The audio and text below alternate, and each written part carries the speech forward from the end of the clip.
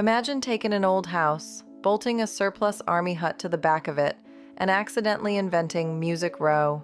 That's exactly what Owen and Harold Bradley did. One a piano-playing producer with velvet ears, the other a studio ace whose clicking six-string bass made records trot like a Tennessee walking horse. This is the story of two brothers who didn't just make hits, they built the place where hits are made. In 1955, the Bradleys opened Bradley Film and Recording Studios at 804 16th Avenue South, then added a big round Quonset Hut out back.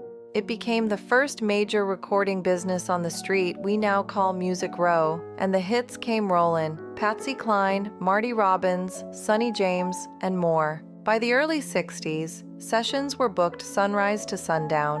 In 1962, Columbia Records bought the Bradley Studio Complex, kept the famous Quonset Hut room working, and built its Nashville HQ around it, using the studio for sessions into the 1980s.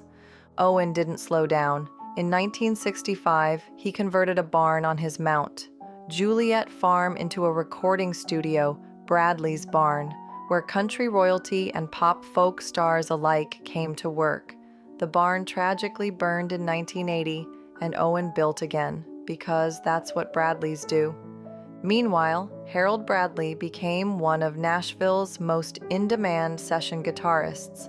His rhythm work and that famous muted six-string tic-tac bass became part of the city's signature sound. He later served as the first president of the Recording Academy's Nashville chapter and longtime leader of AFM Local 257. Owen at the board as producer Patsy Cline, Crazy, I Fall to Pieces, Brenda Lee, I'm Sorry, Loretta Lynn, Coal Miner's Daughter, 50-plus hits across her career, Conway Twitty, Hello Darlin'. He also produced soundtracks for Coal Miner's Daughter, 1980, and Sweet Dreams, 1985. Harold in the band playing guitar, and tic-tac. Patsy Cline, Crazy. That percussive electric bass guitar you feel is Harold. Eddie Arnold, Make the World Go Away. Roy Orbison, Crying. Tammy Wynette, Stand By Your Man. Brenda Lee, I'm Sorry. And countless more. Known around town as Tic-Tac, Harold's sound became a calling card of the era. Harold the Organizer, first president of Nashville's Recording Academy chapter, later president of AFM Local 257 and an international VP, he fought for fair pay and steady work for session players.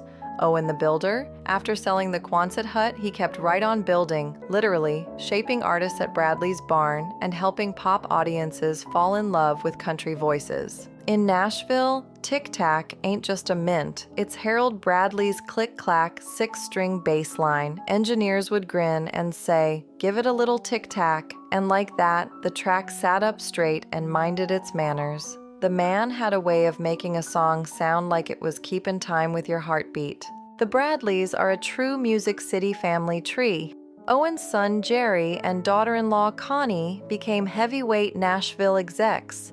Grandson Clay works in music leadership, and there's even a bronze statue of Owen at a little park right off MusicRow, proof that the city he helped shape never forgot him.